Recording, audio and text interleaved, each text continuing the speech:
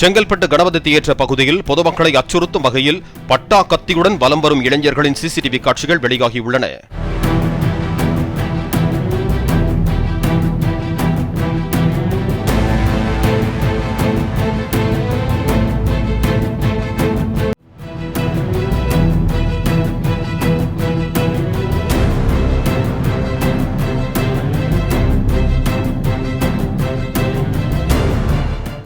Play store மற்றும் app ஸ்டோரில் இருந்து பாலிமர் செயலியை QR கோடு மூலம் பதிவிறக்கம் செய்யுங்கள்.